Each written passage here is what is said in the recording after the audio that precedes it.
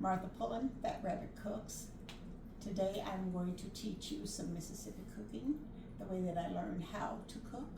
My mother always told me that if someone teaches you something, they can never take it from you. So today I'm going to share a recipe with you. Martha, Fat Rabbit Cooks. Today I'm going to show you how to make cream corn. You first start off with, make sure your corn is fresh. If the leaves are really green and that silk is a little bit pale, you know you have some fresh stuff. We're going to set the corn. After you've done with the silks, taking all the silk out the corn that you can get, when you wash them, I want you to use this corn brush. It just kind of put the silk in that you didn't get out, and when you wash them, it'll really get it in. You get one of these brushes from Amazon or Walmart, or they're just a little thing, cost a couple of bucks. You take this larger end of the corn, set that in your pan or in a dish. It's easier if you use a pan because corn does have a lot of liquid. You're going to set the large end down, hold the small end, and just go down very thinly all the way around. You're going to cut your corn all the way around very thinly, just like that. I didn't know this was the littlest ear that I had. And you're going to cut all of your corn. Every once in a while I'll go down twice. It depends on how fresh the corn is. This is pretty fresh. So I'm going to go ahead and go down twice, cutting that. And after I've gone down 2 little thin layers, then I'm going to scrape it.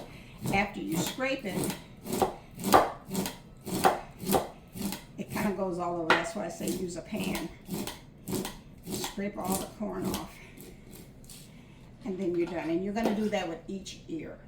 Your corn, you don't need milk in your corn. You know, a lot of people put in milk, cream, and all. You don't need that.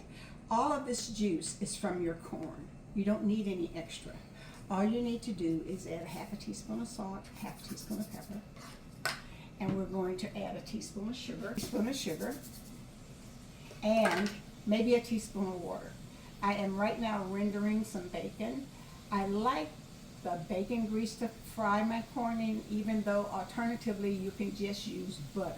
I still put about maybe a tablespoon of butter in my corn when I'm cooking it. Bacon in a skillet so that I can get a couple of tablespoons of bacon grease just to fry my corn in, because I prefer the taste of that to butter. I do put a little butter in, but I usually always just render some bacon. And you want your bacon to get to the point where it looks crisp like this.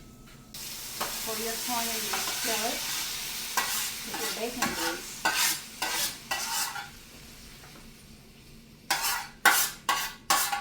You're going to add about a teaspoon of water and a teaspoon of flour to that. And I always cover my corn when I'm cooking it. This is fresh corn, so it probably won't take any more than maybe 10 or 12 minutes to cook it, because it's very tender and fresh. You cover that up and just let it steam for a few minutes. You will notice when you open up your lid after you have cooked this for a few minutes that it's going to have a lot of condensation in there.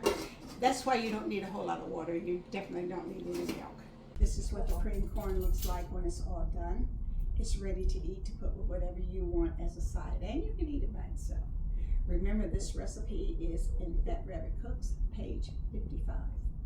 And remember, if you only have one smile a day, spend it at home.